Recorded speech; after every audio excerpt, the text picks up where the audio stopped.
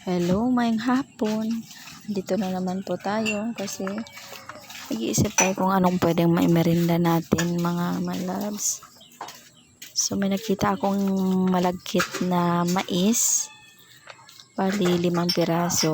Isipan kong gawin siyang lugaw. So ayun na nga. Bali kinidkid ko siya.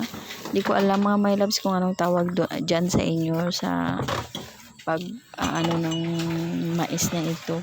Sa amin kasi yan yung tinatawag na ginagigid para gagawing maliliit siya, hiniwa-hiwa na maliliit para medyo siya, madurog-durog po.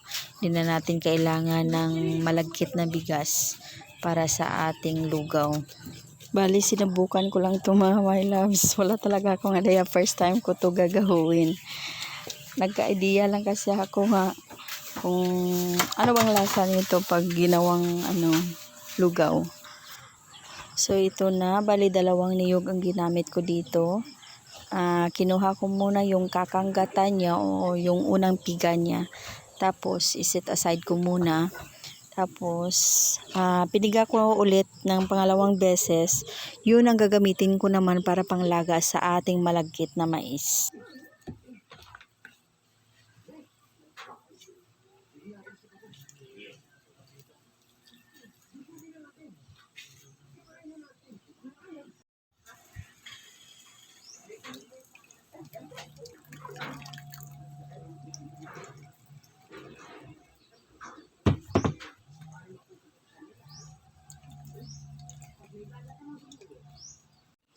So ito na nga ang pangalawa natin na piga. Kinuha ko na para yan ang panglaga natin.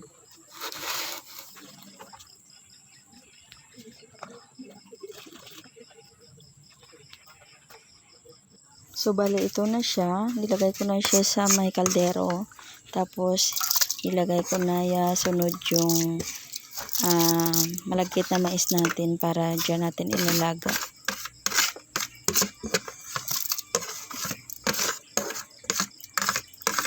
Madali lang to, subukan nyo. Mukhang magugustuhan to ng mga chikiting nyo. Ayan, hinalo ko muna bago isa lang sa may apoy. Tapos yan, tinakpan ko na. Tapos ayan na, chinek ko na siya kung kumukulo na. At ayan, kumukulo na siya. Bali may nakita pala akong 3 pirasong kamote dyan. Hiniwa ko siya ng maliliit, tsaka nilagay ko na din po para dagdag sangkap na din po sa ating masarap na lugaw. Lugaw na ineksperimento natin.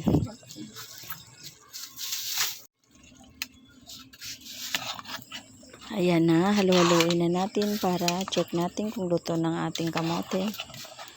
After kung ma-check nyo na po na luto na ang kamote, pwede din po lagyan nyo ng ibang sahog kung gusto nyo po.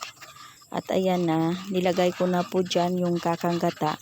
Habang nilalagay ko ang kakanggata dyan, tuloy pa rin ang paghalo ko dyan. Tapos ayan, may langka pala kami.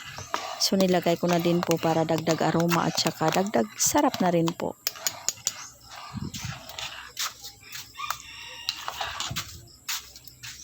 Ayan, halu-haluin lang po. Tapos nilagyan ko na siya ng isang lata ng kondensada. Hindi na po ako gumamit ng asukal dyan mga my loves. Isang kondensada lang po.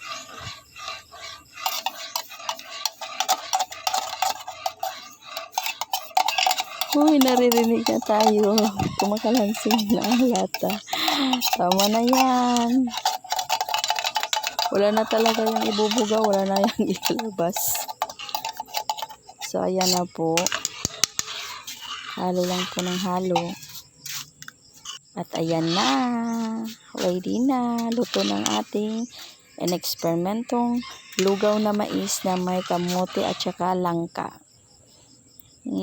Amoy pa lang, nakakatakam na. Try nyo din po ito. Promise. Magugustuhan po ng pamilya ninyo.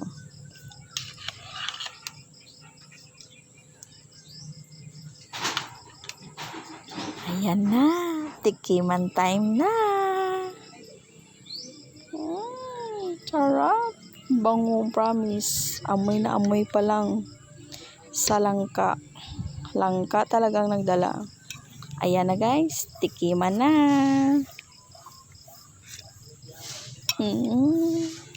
Promise, mga my loves. Ang sarap. Magugustuhan talaga yan ng mga pamilya nyo. Hanggang dito na lang. Bye! Please like and share my videos. Bye!